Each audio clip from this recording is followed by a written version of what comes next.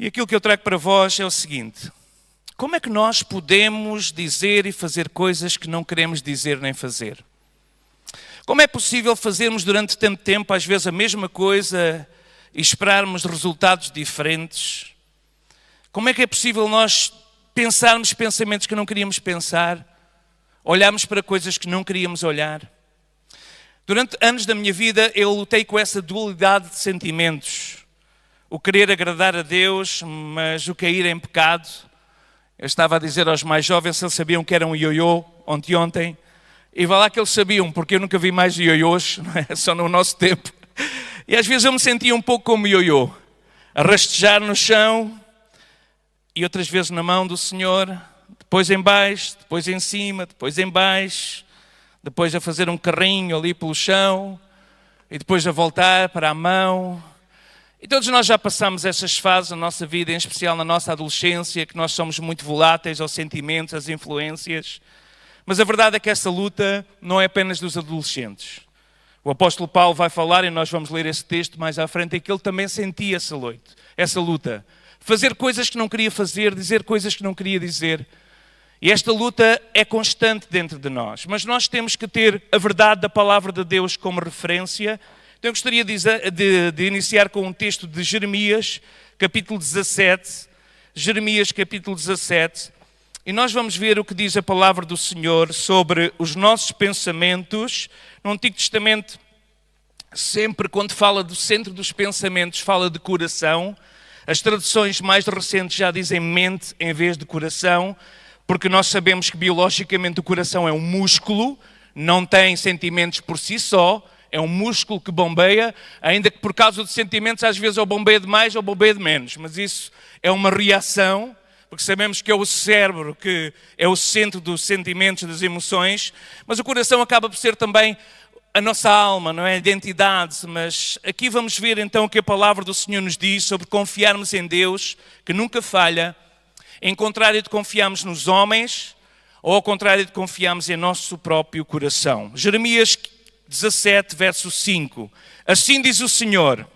Jeremias 17, verso 5. Assim diz o Senhor: maldito o homem que confia no homem e faz da carne o seu braço e aparta o seu coração do Senhor.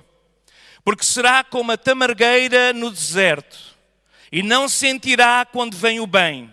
Antes morará nos lugares secos do deserto, na terra salgada e inabitável. Quando nós confiamos no homem, quando nós confiamos no ser humano, quando nós confiamos num político, quando nós confiamos no amor da nossa vida, principalmente os adolescentes e aqueles que estão na altura de procurar um cônjuge, um namorado, uma namorada, nós sabemos que podemos confiar em pessoas e até podemos fazer dele o apoio do nosso braço, mas essas pessoas podem falhar. Em último caso até falham quando morrem.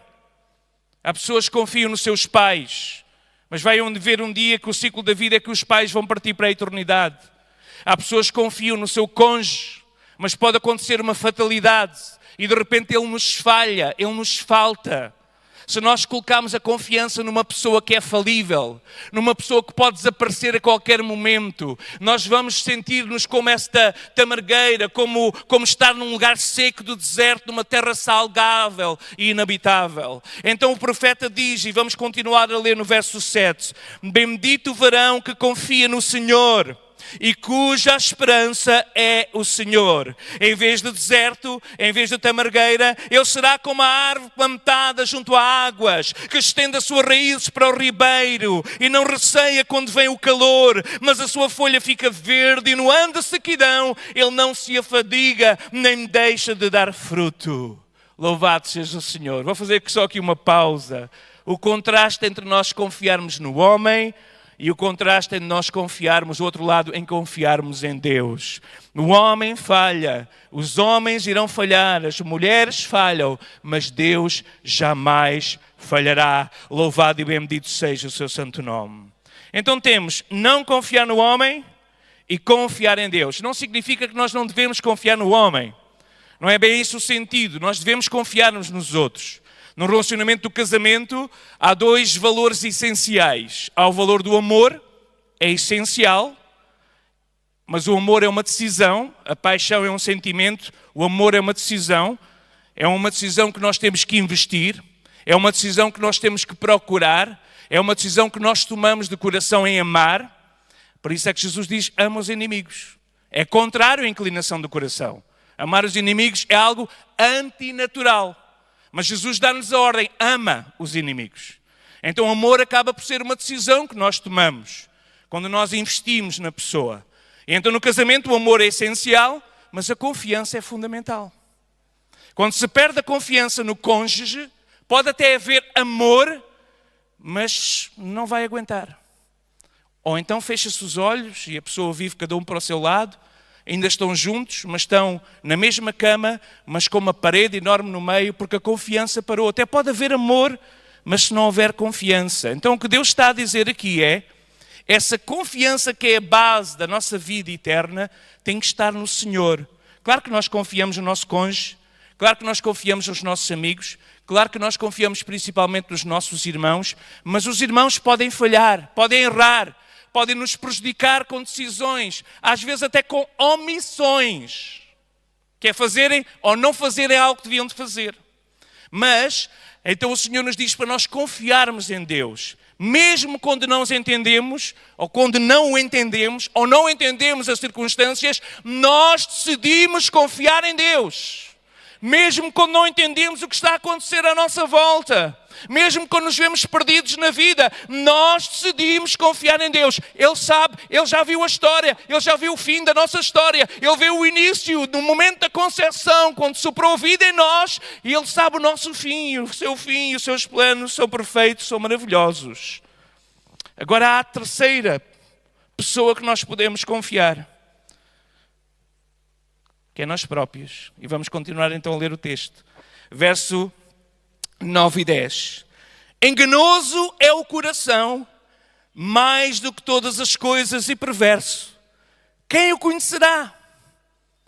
Eu, o Senhor, esquadrinho o coração, eu provo os pensamentos, e isso para dar a cada um segundo os seus caminhos e segundo o fruto das suas ações. Então a terceira pessoa que naturalmente nós iríamos confiar em nós próprios. Mas é muito interessante que o texto que Deus nos deu aqui na passagem do ano, os irmãos lembram-se, quando nós estivemos aqui na passagem do ano, quem esteve? Lembram-se do texto que Deus nos deu? Quem é que se lembra? Provérbios, capítulo 3, não é? Versos 5 e 6. E nós dissemos que esse texto iria nos seguir neste ano. Quando nós passarmos por momentos em que não entendemos o que é que se está a passar. Quando os nossos filhos não nos entendem a nós e nós não os entendemos a eles. Quando o inimigo tenta jogar filhos contra pais e pais contra filhos. Marido contra mulher e mulher contra marido. Irmão contra irmão. Nós sentimos que há uma oposição diabólica contra a igreja do Senhor, porque o diabo sabe que este será um ano de rompimento. Então é normal haver lutas e haver confronto, mas nós temos que ter a confiança no Senhor. E em Provérbios 3 dizia, confia no Senhor de todo o coração e não te fies na tua inteligência. Porque a nossa inteligência, ou o nosso coração, ele é enganoso. Então nós estamos aqui em Provérbios. Quantos de nós já confiamos em sentimentos? Quantos de nós já confiamos em pessoas? Quantos de nós já tivemos relacionamentos que se demonstraram enganosos? O ano passado, alguns de nós sofreram aquilo que nós sentimos ser das maiores desilusões da nossa vida. Eu passei por um período da minha vida, o ano passado, em que tive uma desilusão que me desorientou a saúde e tudo, uma desilusão terrível. Quando nós confiamos em pessoas e as pessoas depois te revelam outra coisa que não são. E todos nós já passamos por situações dessas. Não é a minha esposa, fiquem descansados. Ela é a pessoa mais perfeita que eu conheço sobre a face da terra. Mãe, sobre a face da terra. Portanto, não é sobre ela, não leiam coisas nas entrelinhas que eu não estou a dizer. Mas nós passamos por situações em que nós nem queremos acreditar. Quando chegam as notícias, quando vemos os resultados, quando observamos as provas, não queremos acreditar no que está a acontecer. Porque enganoso é o coração. E nós confiamos em pessoas, e nós confiamos. Mas o pior é quando nós, no nosso coração, porque ouvimos palavras que nos foram ditas quando éramos crianças. Tu não vales nada. Tu que nunca serás nada na vida. Tu estás condenado ao fracasso. Tu estás condenado ao sofrimento. Tu vais ser igual à tua mãe. E quando um pai diz uma coisa dessas e está a mandar mensagens negativas, ou tu vais ser igual ao teu pai, ou tu vais ser igual ao teu avô, ou tu vais ser igual ao teu irmão. Palavras dessas marcam a nossa vida e são gigantes que o inimigo e que a palavra fala como fortalezas que crescem em nós e que nos vão acompanhar para toda a vida. Mas nós temos que escolher confiar em Deus, confiar na sua palavra, confiar naquilo que Ele diz a nosso respeito e não aquilo que nós sentimos e não aquilo que os outros dizem, mas confiar naquilo que Ele diz acerca de nós. E Ele diz quando nós estávamos em formação no ventre da nossa mãe, Ele já nos amava, Ele já tinha um plano para nós, um plano para nos fazer prosperar, para nos fazer ser bem-sucedidos. E nós temos que escolher ou acreditar nas verdades da palavra de Deus, ou nessas mentiras que se tornaram verdades ao longo da vida. Enganoso é o coração. Será que nós nos conhecemos bem? Muitas vezes eu me surpreendo comigo próprio. Eu não estava à espera de ter aquela reação. Eu não estava à espera de dizer aquelas palavras. Mas como é que foi possível aquilo sair da minha boca? Eu conheço-me. Eu não sou assim. Senhor, será que eu sou assim? Será que eu sou assim, Senhor? Eu reagi de uma maneira inesperada e fiquei surpreendido comigo próprio. Quantas vezes nós nos surpreendemos com a nossa própria vida, as nossas próprias reações. Quantas vezes num casamento nós nos surpreendemos nas palavras que dizemos à pessoa que nós amamos. Quantas vezes nós nos surpreendemos quando dizemos alguma coisa a um filho que nós amamos acima de tudo e nós queremos dizer outras palavras e queríamos ter outra atitude. Mas enganoso é o coração. Enganoso é o coração. Quantas vezes nós deixamos a inércia tomar conta de nós e pecamos por omissão, não fazemos aquilo que deveríamos fazer. Quantas vezes acabamos por fazer coisas que não queríamos fazer. Mas será que há alguém que nos conhece melhor do que nós? Nós ali no retiro de jovens, no campo adentro, eu pedi a uma jovem para ler este poema. Eu tinha pensado saltá-lo, mas vamos só saltar alguns versículos. Salmo 139. Será que alguém conhece-nos melhor do que nós? Será que alguém conhece-nos melhor do que a nossa mãe? Será que alguém conhece-nos melhor do que os nossos progenitores, do que os nossos BFFs, melhores amigos? Será que há alguém que nos conhece melhor? Salmo 139. O salmista aqui claramente, ele vem fazer um poema que é dos mais bonitos, é dos poemas que eu mais gosto. E claro, o título aqui, ou a identificação, diz-nos que é Salmo de Davi, um homem que ficou tantas vezes surpreendido. Nunca, alguma vez, eu praticar um homicídio. Alguma vez, eu roubar a mulher do meu comandante. Alguma vez, eu vou fazer uma coisa dessas. E ele ficava surpreendido com ele próprio. Quando Natan chegou diante dele, o profeta, e disse: vou-te contar uma história. Um rico tinha muitas ovelhas, um grande rebanho, muitos cordeirinhos. E tinha lá um empregado que tinha um cordeirinho que tinha criado como se fosse um animal doméstico, como se fosse quase um filho. Há pessoas que têm uma relação assim com os animais. E veio alguém à sua casa e ele quis dar um banquete e foi buscar o cordeiro do seu funcionário, do seu servo. O cordeiro que era um animal de estimação, não quis matar um dos seus e matou aquele cordeiro, tirou daquela família e ofereceu em banquete. E Davi reage espontaneamente, de uma forma espontânea, e diz: esse homem merece a morte. E Natan disse: este homem és tu. E ele cai em si e percebe que o coração é enganoso. Percebe que tantas vezes nós não queríamos ser assim, nós lutamos connosco próprio diariamente.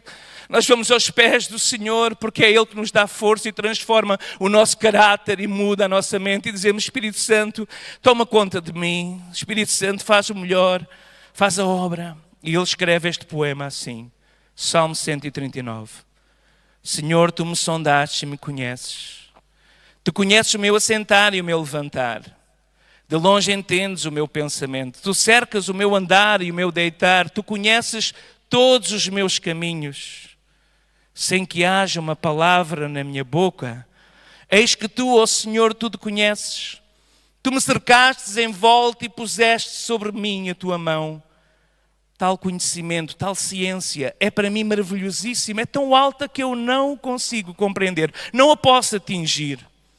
Para onde eu me irei do Teu Espírito? Ou para onde eu fugirei da Tua face? Se eu subir ao céu, Tu aí estás. Se eu fizer no céu a minha cama, eis que Tu ali estás também. Se eu tomar as asas da alva, se eu habitar nas extremidades do mar, até ali a Tua mão me guiará e a Tua destra me susterá. Se eu disser, eu tenho a certeza que as trevas me escondem de Ti, mas nem a noite resplandece, como o dia, porque as trevas e a luz são para Ti a mesma coisa. Pois possuístes o meu interior, entreteceste-me no ventre da minha mãe. Eu Te louvarei porque de um modo terrível e tão maravilhoso fui formado. Maravilhosas são as Tuas obras e a minha alma o sabe bem. Os meus ossos não Te foram encobertos quando no oculto fui formado e tecido, entretecido como nas profundezas da terra. Os Teus olhos viram o meu corpo ainda informe e no Teu livro todas estas coisas foram escritas, as quais iam sendo dia a dia formadas quando nenhuma delas havia. E quão preciosos são para mim, ó Deus, os Teus pensamentos, quão grande é a soma deles. Se eu os contasse, seriam em maior número do que a areia, e quando acordo ainda estou contigo. Até aqui a palavra do Senhor. Ninguém nos conhece melhor do que o nosso Deus. É muito comum nós ouvirmos de pessoas que têm alguns traumas de infância, e das palavras mais difíceis de ouvir é quando alguém ouve: tu não fostes planeado, tu não fostes desejado. Quando alguém ouve, até pior: tu fostes fruto do relacionamento, de um abuso. Tu fostes fruto do relacionamento que não era desejado. Ouvimos: tu viestes numa altura em que me destes cabo da vida. Palavras assim que são terríveis. Mas nós temos que escolher acreditar nestas palavras aqui. Os teus olhos, verso 16, viram o meu corpo ainda informe, quando eram células apenas a se multiplicar, e tu no teu livro estavas a escrever todas as coisas acerca de mim, quando eu ainda estava em formação. Meus queridos, minhas queridas, Deus conhece-te melhor do que qualquer pessoa. Deus ama-te com amor maior do que a tua mãe ou o teu pai. E Deus faz questão de escrever isso no livro sagrado, quando diz: mesmo que a tua mãe e o teu pai te abandonem, eu, o teu Deus, não te deixarei, nem te desampararei. E nós temos que segurar estas verdades eternas, deixá-las descer ao nosso coração e alma, e percebermos em quem é que eu posso confiar. No mundo de desinformação, no mundo de notícias falsas, o texto que Deus nos deu naquela passagem do ano foi: confia no Senhor. Confia no Senhor de todo o teu coração. O teu coração é enganoso, mas confia no Senhor de todo o teu coração. Não te fies na tua própria inteligência. Apoia-te nele em tudo o que empreenderes e ele te mostrará como deves agir. Na versão que nós conhecemos, Provérbios 3:5, assim diz o Senhor: maldito o homem que confia no homem e faz da carne o seu braço e a parte. Agora já estamos outra vez em Jeremias 17:5, que é um texto paralelo. Onde está a tua confiança? Confiança total é deixarmos a nossa vida nas mãos de alguém. Confiança total é aquela confiança que só as crianças têm. Principalmente se são as nossas crianças e nós os tratamos bem. Porque se os tratarmos mal, eles vão fugir e vão ter medo cada vez que nós levantamos a mão. Mas graças a Deus não foi assim que eu fui educado, nem foi assim que nós educamos os nossos filhos. Graças a Deus. O Evangelho fez toda a diferença. Porque o meu avô, antes do Evangelho, era violento e abusador da minha avó. Mas o Evangelho faz toda a diferença. Porque nós não temos uma religião, nós temos uma relação. E essa relação nutre uma nova caráter, uma nova identidade que nós temos em Cristo. Mas eu lembro perfeitamente dos nossos filhos, quando estavam num sítio alto e estavam ali, como por exemplo aqui neste púlpito. Eu lembro-me quando eles eram pequeninos, agora são todos enormes, já podem levantar a perna e conseguem subir este degrau. Mas na altura isto era impossível para um menino de 2 anos, 3 anos. E nós dizíamos, salta. Ele não perguntava, será que o meu pai vai segurar? Será que os seus braços são fortes o suficiente? Será que a lei da gravidade que Newton descobriu, baseado na pressão do ar desta sala e baseado, portanto, nos milímetros que estão aqui e no impulso que eu irei dar, será que não vou escorregar se as suas mãos estiverem demasiadamente suadas? Ele não tem essa lógica. Ele simplesmente salta. E Deus está a dizer, salta para os meus braços. Mas muitos, porque fomos desapontados, desiludidos, enganados ao longo da vida, nós não queremos saltar novamente. Mas tu precisas confiar a alguém, porque o homem, o ser humano foi feito para confiar em Deus e quando falta essa confiança, falta-nos o chão. Mas nesta manhã tu podes entregar a tua vida e o teu coração ao Senhor e confiar nele todos os teus dias, mesmo sem entenderes. Ele quer fazer algo novo e bom a teu respeito. Onde está a tua confiança? Confiar é nós deixarmos nas mãos de alguém poder sobre a nossa própria vida. Confiar é quando nós temos um amigo, a gente vemos na internet as coisas mais incríveis. Alguém a montar um ar-condicionado e mete lá uma tábua e põe-se 2 amigos do outro lado e ele sai para o meio do prédio, no 10º andar, a montar o ar-condicionado. Tem que ter muita confiança nos amigos que estão do outro lado. Não vai ele sentir uma dor de pé e dizer, deixa-me sair. E lá vai a vida. Confiança, confiar na nossa vida.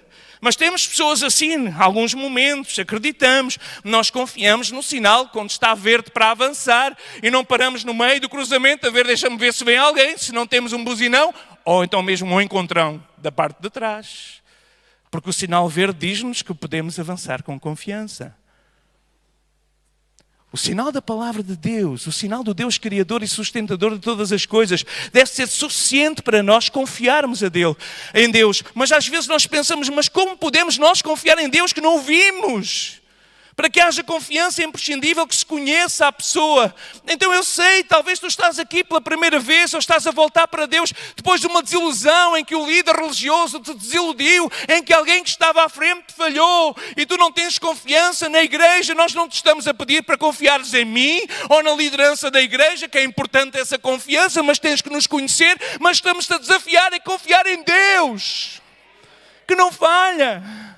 E nós temos o temor e o tremor de fazer as coisas segundo a sua maneira, segundo a sua palavra, e não sermos coniventes com alguma coisa que desvie do caminho e que possa ser um mau exemplo para aqueles que estão diante de nós. Mas nós falhamos, mas Deus não falha. Como podemos então conhecer a Deus? Esta madrugada recebi uma mensagem de alguém a dizer, pastor, ore por mim, a minha casa está em guerra. Minha família não se entende. Uma adolescente. Não sei onde é que ele foi buscar o meu número. Há tantas guerras aí em tantas casas. Algumas delas deviam ser cristãs. Deviam ser portos de abrigo, lugares de seguro. Mas o inimigo tem procurado destruir tudo isso. Mas o Deus unigênito, aquele que é Jesus, aquele que está no seio do Pai, aquele que veio até nós de uma forma humilde e como servo. A certa altura os discípulos diziam, oh Jesus, nós acreditamos em Ti. Até te digo mais, Jesus, nós acreditamos que Tu até viestes de Deus. Não, tem que ser, porque ninguém faz as coisas que Tu fazes se Deus não estivesse contigo. Tu és alguém que veio de Deus. Olha, podemos pedir um favor? Jesus diz, digam lá o que é. Podes nos mostrar o Pai? Ninguém viu Deus. Moisés teve um deslumbre e a sua cara ficou a brilhar durante horas e horas e dias. Nós queremos ter a cara a brilhar, não sei se eles queriam. Mostra-nos o Pai. E Jesus disse, então, eu estou há tanto tempo convosco, vocês ainda não entenderam? Quem me vê a mim, vê o Pai. Como? O Pai, esse Deus que mandava matar povos inteiros, assassinar, esse Deus, o Pai, ama as crianças? Esse Deus, o Pai, vai ter com um homem esquecido há 38 anos? Esse Deus, o Pai, pega no menino e diz, vocês têm que ser como eles, deixem ver as minhas crianças. Esse Deus, o Pai, deixa que as mulheres possam chegar junto dele e sentarem-se aos seus pés. Esse Deus, o Pai, não condena, mas perdoa. Eles não tinham entendido que o Pai é refletido no Filho e nós devemos refletir esse Filho e esse Pai.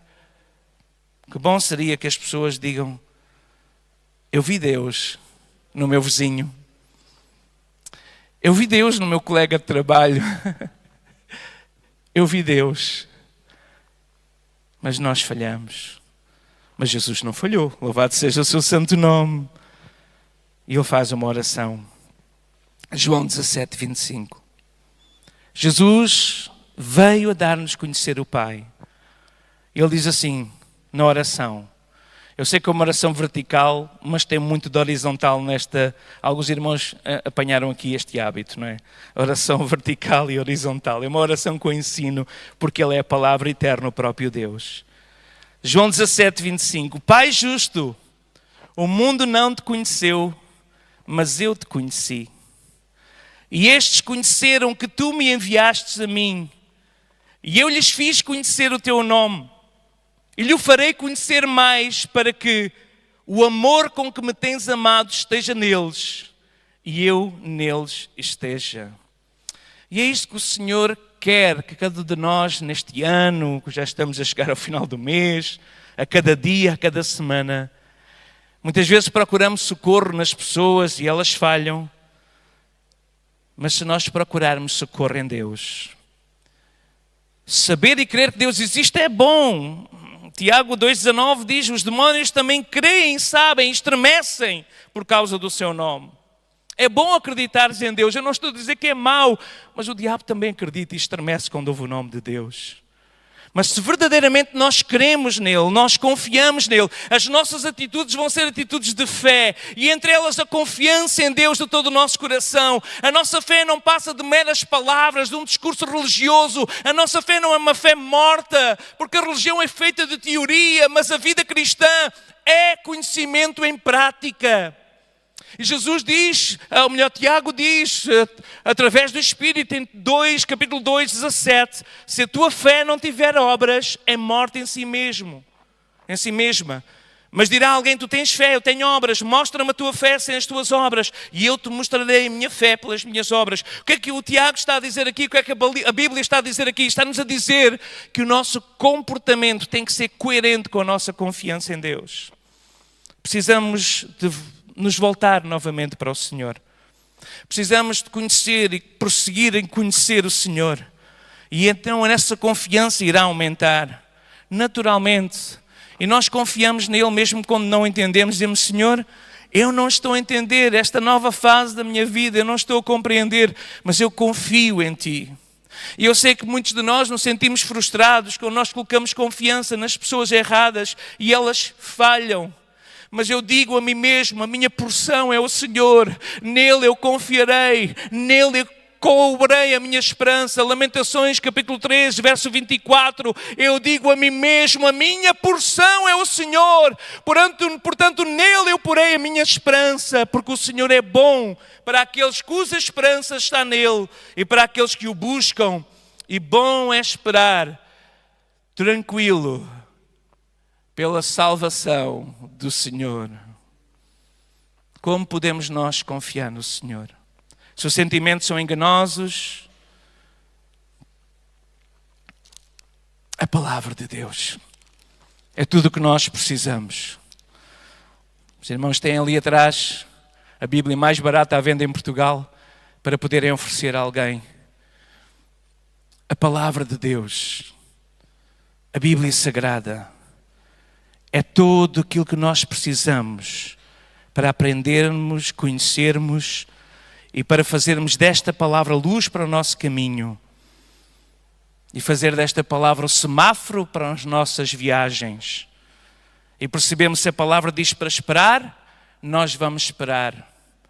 Mesmo que nós estamos com desejo, porque amamos tanta pessoa, e nosso desejo é ter logo aquele relacionamento físico e íntimo, que é normal, é o fruto do amor, e o mundo diz, segue o teu coração. Mas a palavra diz, não sigas o teu coração, porque o teu coração é enganoso e vai-te levar à destruição. Segue a palavra em vez do coração. Espera até o momento do casamento. Espera para que Deus confirme que é a pessoa certa. Não te entregas nos braços de alguém só porque tens um sentimento imediato. Espera no Senhor, porque o Senhor tem o melhor para ti. E essa expectativa e essa espera vai fazer com que esse momento de intimidade seja único e essa descoberta seja diferente com a bênção de Deus sobre a tua vida. Eu decidi obedecer às leis do Senhor. Noutra versão, Salmo 119, 112. Eu decidi obedecer às leis do Senhor para sempre, não importa o que aconteça. Aquela confiança de Jó, mesmo que ele me mate, nele eu confiarei. As pessoas vão aprender a vencer a batalha nas suas mentes quando eles colocam em prática a palavra de Deus. E vou terminar então com os 3 inimigos que tentam influenciar os nossos pensamentos para não fazermos a vontade de Deus. O primeiro inimigo é a nossa velha natureza. Romanos 7, 22. Estamos agora a ler palavras de um gigante espiritual. Alguém que Deus usou para ser alguém muito especial. Quando Ananias recebeu a mensagem de entrar na rua direita e orar sobre Saulo, Deus disse-lhe, este homem é muito especial. Eu escolhi este homem para levar a minha palavra aos gentios, para que os reis possam ouvir, os governantes possam ouvir através dele. Ele é muito especial. Então é Deus que eu digo que ele é muito especial. Então temos aqui um super-herói da fé, o apóstolo Paulo. E quando chegamos aqui a Romanos 7, 23, há um momento de vulnerabilidade, que é uma das coisas que eu mais acredito e que aprendi também com o apóstolo Paulo. Não fingirmos o que não somos, porque ser é melhor do que parecer. E Paulo abre aqui o seu coração connosco e diz assim, olha, o que eu vejo nos meus membros, ou seja, no tocante ao meu homem interior, na ARA tem assim esta expressão, talvez na revista atualizada, que é muito interessante. No tocante ao meu homem interior, eu tenho prazer na lei de Deus. Portanto, no meu coração, no centro do meu homem interior, que foi transformado, eu tenho prazer mesmo, eu tenho prazer na lei de Deus, na sua palavra. Mas, no entanto, há uma luta. Vejam o que ele diz a seguir. Mas vejo nos meus membros outra lei, que batalha contra a lei do meu entendimento. Eu sei que a palavra de Deus é aquilo que eu preciso seguir. Eu sei que a lei de Deus é perfeita. Eu sei que tenho que praticar a lei de Deus. Mas, no entanto, nos meus membros, na minha carne, no meu corpo, existe outra lei. Uma lei que batalha contra o meu entendimento, qual como instinto, qual alguma coisa carnal, quase uma coisa animal, porque nós somos animais racionais, não é? Mas alguma coisa que vem de dentro, uma natureza que me prende de debaixo da lei do pecado que está nos meus membros e há uma inclinação para fazer o pecado. E o apóstolo Paulo está a falar aqui com esta luta. Então o que é que ele nos está a dizer? A inclinação da carne, ele depois vai desenvolver isso noutras cartas, é morte, é pecado. Se nós vamos seguir o nosso coração, sim, tu mereces, tu és linda, tu és perfeita, tu és a melhor, a tua pele merece o melhor. Não importa se é mais gorduchinha ou menos gorduchinha, se for africana gorduchinha, formosura, se for europeia já não é assim tanto, mas não importa como tu és, tu és especial, tu tens que seguir o teu coração. Não, nós somos especiais porque Deus nos ama, não é pelo nosso exterior, não é sequer pelas nossas atitudes, mas é pela pessoa do Espírito Santo em nós. E nós às vezes pecamos, voltando ao início, fazendo coisas que não queremos fazer. E esta é a batalha que o apóstolo fala aqui, a batalha na nossa mente entre a natureza antiga, a natureza pecaminosa e a nova natureza. E esta luta vai durar até o dia do arrebatamento, ou até o dia da nossa morte. Não há hipótese, esta luta vai durar até o fim. E nós temos que escolher seguir as inclinações do Espírito que habita em nós e que nos fala, e nos ensina e nos dirige.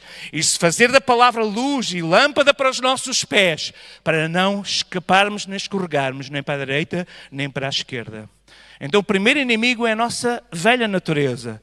O apóstolo Paulo fala muito sobre isso, pregamos sobre isso em outubro, se eu estou a erro. As inclinações da carne, a batalha entre a carne e o espírito. O nosso segundo inimigo é Satanás. Satanás é o nosso grande inimigo. Mas Satanás não nos pode forçar a fazer coisas que nós não queremos, a não ser que nós não estejamos em Cristo. E aí sim há muita gente que faz coisas que não quer porque é possuída pelo diabo. Mas se nós temos Cristo dentro de nós, é impossível sermos possuídos pelo diabo. O diabo não pode, só se nós pecamos de tal maneira que perdemos a sua graça e a presença do Espírito e já estamos novamente no pecado, já não estamos em Cristo e voltamos a ser possuídos e às vezes 7 vezes pior do que antes. Mas se nós estamos em Cristo, nós não podemos ser possuídos pelo diabo. Mas o diabo faz-nos sugestões incrivelmente poderosas. O diabo está constantemente a plantar pensamentos na nossa mente, pensamentos negativos, pensamentos destrutivos. O diabo está constantemente a usar outras pessoas à nossa volta. O diabo está constantemente a utilizar aquilo que nós vemos nas redes sociais. E nós sempre percebermos o algoritmo que está a ser manobrado pelo diabo, está a preparar os nossos pensamentos e as nossas reações. E nós estamos a ter atitudes de ódio, porque o ódio está a ser semeado pelas redes sociais de uma forma audaz por Satanás. Ódio contra as pessoas, ódio contra as instituições, ódio, que é arma satânica. E nós sem querer deixamos essas sugestões do ódio, do pecado, da inclinação. Ele vai usar outras pessoas, ele vai lançar pensamentos na tua mente. E a base bíblica que nós acreditamos, eu vou-vos dar 3 bases, porque alguns irmãos ainda estão confusos, pensam que depois de aceitar Jesus podem ser possuídos pelo diabo. Não podem. É a palavra que diz, não sou eu. A palavra de Deus diz, e vamos só pegar aqui em 3 exemplos de sugestões e não possessões. Podemos chamar de opressão. Gênesis 3, 1 a 5. Nós vemos ali Eva, pura, santa, criada à imagem de Deus. Uma santa mulher. Tão santa que andava nua e não sentia que estava nua. Tão santa que não fazia nada que desagradava a Deus. Era uma mulher para a qual Deus tinha sido criado. No relacionamento original, no relacionamento perfeito. O diabo não podia pegar nos braços de Eva. E ela, não! Satanás, não! E Satanás a fazer com o seu braço fosse a pegar no fruto proibido. E depois abrisse a sua boca. Não! Já estou a dramatizar, eu disse que não ia dramatizar. O diabo não podia fazer isto porque era uma santa. Mas pode trazer sugestões. Então, linda. Não sei se disse linda. Disse, sabes... Então, não podes comer, és livre. Sim, sou livre. Sou livre. Se calhar é melhor ler o texto, não é? Antes de entrar aqui na dramatização, é melhor a palavra, senão eu estou aqui a fazer um drama, e os irmãos nunca mais saem daqui, nem sei que horas são. Hoje não pus o timer, mas já estamos a passar da hora. Eu vou procurar terminar. Gênesis 3, 1 a 5. Isto quando a gente prega nos retiros, tenho o recorde do campo bíblico, 3 horas de pregação, e não quero aqui que os irmãos digam já no próximo culto da Assembleia da Igreja, não queremos mais este pastor, ele fala demais. Ora, a serpente era mais astuta do que todas as alimárias do campo que o Senhor tinha feito, e esta disse à mulher, é assim que Deus disse, não comerás de toda a árvore do jardim? Sim, porque não era uma voz assim, assim, ela tinha medo, não é? Foi uma voz familiar. E disse a mulher à serpente: do fruto das árvores do jardim comeremos, mas do fruto da árvore que está no meio do jardim, disse Deus: não comereis dele, nem nele tocareis, para que não morrais. Então a serpente disse à mulher: não, certamente que não vão morrer. Deus sabe que no dia que dele comerdes, se abrirão os vossos olhos e sereis como Deus, sabendo o bem e o mal. Aqui vemos o poder da sugestão de Satanás. Ele não obrigou, ele sugeriu. E diz que ela viu que a árvore era agradável. E mais agradável o pensamento de ser como Deus. Ser independente de Deus. Foi isso que nos fez cair. Foi isso que me fez cair no pecado depois de conhecer a Deus. Ser independente de Deus. Tínhamos outra sugestão. O próprio Satanás ao diabo. Ou melhor, o próprio Satanás a Jesus. Em Mateus 4, não vamos ler na tentação. Satanás oferece a Jesus situações, autoridade, respostas imediatas. E em Efésios 6:11, o apóstolo Paulo nos diz: revesti-vos de toda a armadura de Deus, para poder estar firmes contra as astutas ciladas do diabo. Então, o nosso segundo inimigo é Satanás. Ele não nos pode forçar a fazer se nós estamos em Cristo. Se ainda não entregaste a tua vida a Jesus, não saias neste lugar, esta manhã, sem o fazer. Jesus pode transformar todas essas forças diabólicas que estão dentro de ti, elas saem no nome de Jesus, porque quando Jesus entra, Ele toma a casa toda, Ele não deixa lá um quarto reservado, uma base ou uma cave para os demónios, Ele liberta a casa toda. Deixa Jesus entrar e libertar-te. Aleluia, há poder no nome de Jesus. E o terceiro grande inimigo que nós estamos a combater é os valores deste mundo. Os valores do mundo. O mundo, a sociedade moderna, ela não nos incentiva a autodisciplina. Ela não nos diz: lê a Bíblia todos os dias. Não. Ela diz para nós fazermos. Tu mereces uma pausa. Tu mereces. Faz do teu jeito. Nós até fazemos por ti. E em João, 1 de João, capítulo 2, verso 16, diz: tudo, pois tudo no mundo, a luxúria da carne, a luxúria dos olhos e o orgulho da vida, não vem do Pai. Ali temos as concupiscências, que é os desejos. Tudo o que há no mundo, a concupiscência da carne, a concupiscência dos olhos e a soberba da vida, não é do Pai, mas do mundo. Então, com inimigos como estes, não é à toa que as pessoas lutam contra o desânimo e caem no fracasso. Como podemos então vencer esta batalha? Eu vou terminar, agora sim, já acho que é a quarta vez que digo que vou terminar. 2 de Coríntios, capítulo 10, verso 3 a verso 5. Sublinhe quem costuma sublinhar, quem não costuma não sublinhe, mas deixe uma marca aí. 2 de Coríntios, capítulo 10, diz assim, no verso 3 a 5, palavra do Senhor: porque andando na carne, não militamos segundo a carne. As armas da nossa milícia não são carnais, mas sim poderosas em Deus, para a destruição das fortalezas, destruindo os conselhos, toda a altivez que se levanta contra o conhecimento de Deus e levando cativo todo o entendimento à obediência de Cristo. Noutra versão, na NVI, diz assim: embora vivamos no mundo, não travamos uma guerra como o mundo faz. As armas com as quais lutamos não são armas do mundo. Pelo contrário, elas têm poder divino. As nossas armas têm o poder divino para demolir fortalezas, demolindo argumentos e toda a pretensão que se coloca contra o conhecimento de Deus, e levamos cativo cada pensamento para torná-lo obediente a Cristo. E eu vou terminar aqui com um exercício para aqueles que têm problemas com pornografia ou têm problemas com pecados que está a destruir a tua vida. Leva isso ao Senhor nesse momento. Quando vão a isso, leva isso ao Senhor. Quando vem a inclinação, pega nisso. Quando vem aquele pensamento, pega nisso e diz assim: Deus, eu estou a lutar com isto. Deus, eu não consigo. Deus, eu preciso da tua ajuda. Deus, vem agora, entra agora no cenário. Começa a clamar nesse momento pelo nome de Deus. Eu submeto o meu pensamento à vontade de Deus. Os meus olhos são de Deus. As minhas mãos são de Deus. O meu corpo é de Deus. Leva cativo esse pensamento à palavra de Deus. Submete-o a Deus e Deus te vai dar vitória e libertação no nome de Jesus. Levar cativo cada pensamento à vontade de Deus. A minha vontade, eu decidi. A minha vontade é obedecer a palavra. Eu decidi. A minha vontade é obedecer. Então tu não tens apenas coração enganoso. Tu não tens apenas pensamentos. Tu tens vontade.